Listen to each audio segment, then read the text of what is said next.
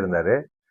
என்ன பொறுத்தவரைக்கும் உலகத்திலேயே அவரை மாதிரி ஒரு அற்புதமான ஒரு சிந்தனை உள்ள ஒரு தலைவர் எங்கேயா நம்ம தேடினா கூட ரொம்ப ரொம்ப கஷ்டம் அது. அதுக்குன்னு நான் அந்த கட்சிக்காரனா அப்படின்லாம் கேட்காதீங்க. அதாவது இருக்கிறத ஃபேக்ட் சொல்லணும்ல. நம்ம தலைவரை நம்ம சொல்லாம வேற சொல்றது.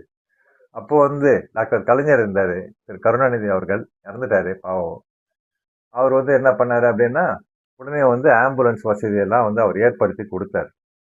ஓகேங்களா? அதுக்கப்புறமா எலெக்ஷன்ல வந்து கொஞ்ச நாள் பொறுத்து என்ன பண்ணாங்க, அம்மா சீஃப் மினிஸ்டர் அம்மா ஜெயலலிதா அம்மா வந்து அவங்க வந்து ஆட்சிக்கு வந்தாங்க. அவங்க வந்த உடனே என்ன பண்ணாங்க, அதை அப்படியே கண்டினியூ பண்ணாங்க. பண்ணி என்ன பண்ண இன்னும் நிறைய ஆம்புலன்ஸ்.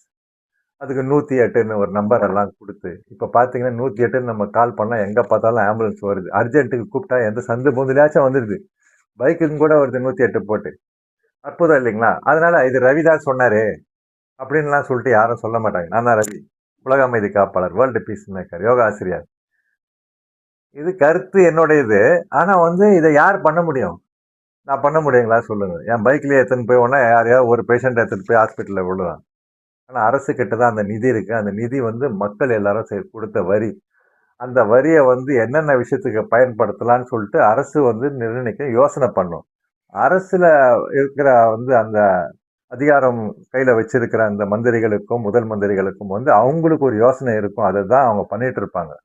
சரிங்களா? ஆனா மக்களாகிய நமக்கும் வந்து பல யோசனை இருக்கிறத நம்ம ஷேர் பண்ணலாம். அதனால ஒன்றும் தப்பு ஒன்றும் கிடையாது. இப்ப நான் அந்த மாதிரி தான் ஷேர் பண்ணேன். அதனால என் பேரை சொல்லலையே அப்படின்லாம் கவலை இல்லை எனக்கு. நான் எழுதினது என்கிட்டயே இருக்கு. அந்த டாக்குமெண்ட்லாம் இருக்கு. இதே மாதிரி நான் கொடுத்ததெல்லாம் அவங்க கிட்டயும் இருக்கும். சரிங்களா? கருத்து தானே, யோசனை தானே. ஒரு நிமிஷம் எக்ஸ்கியூஸ் மீ. அந்த மாதிரி இப்போ அந்த ஜெராக்ஸ் பேப்பர் அதெல்லாம் என்கிட்ட இருக்கு. பட் ஆனா பாத்தீங்கன்னா எங்கேயோ இருக்கு வச்சிருக்கேன். எல்லாருக்கும் தெரிஞ்ச விஷயம் தானே. இதை டைப் பண்ணவருக்கும் தெரியும், எல்லாருக்குமே தெரியும், என் நண்பருக்கு தெரியும், என் ஃபேமிலிக்கு தெரியும், எல்லாருக்கும் தெரியும். ஸோ அந்த மாதிரி இப்போ வந்து எனக்கு ஒரு சேனல் இருக்கிறதுனால இப்போ நான் சொல்ல போற கருத்துக்கெல்லாம் வந்து இதுல பதிவாகும்ல. நீங்க பாப்பீங்க, இது ஒரு நல்ல டெக்னாலஜி நல்லா இருக்கு. அதனால இது எல்லாருக்கும் போய் சேர்ந்தடையட்டுமே.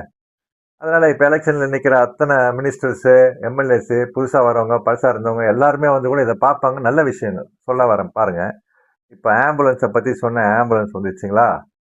அடுத்து என்ன பண்ண, நானும் என்னோட பயணத்தை வந்து அப்படியே தொடர்ந்துனே இருப்பேன் அப்பப்போ. ஏன்னா நான் என்ன சொல்றேன், நான் வந்து பிறந்தது வந்து 1968ல. ஆனா 1985ல இருந்து நான் வந்து இந்த பைக்கு சைக்கிள் ஏதோ பல ஆயிரம் கிலோமீட்டர் ஓட்டி அதை பண்ணி இதை பண்ணி மலைகள் காடுகள் எல்லாம் நான் பார்த்த சில மலைகளையும் கொஞ்சம் கொஞ்சம் காணோம். காடுகளும் வந்து நிறைய போயிடுச்சு. பட் இருந்தாலும் அப்படியே பார்த்துன்னு அப்படியே போயிட்டு வர்றது தான் வந்து என்னுடைய வாழ்க்கை. ஓகேங்களா? ஸோ அந்த மாதிரி போயிட்டு வரும்போது அப்புறம் அப்படியே பார்த்தேன். 2010 சமயத்துல ஒரு எலெக்ஷன் வந்து பாருங்க. 2011 அதுக்கு முன்னாடி.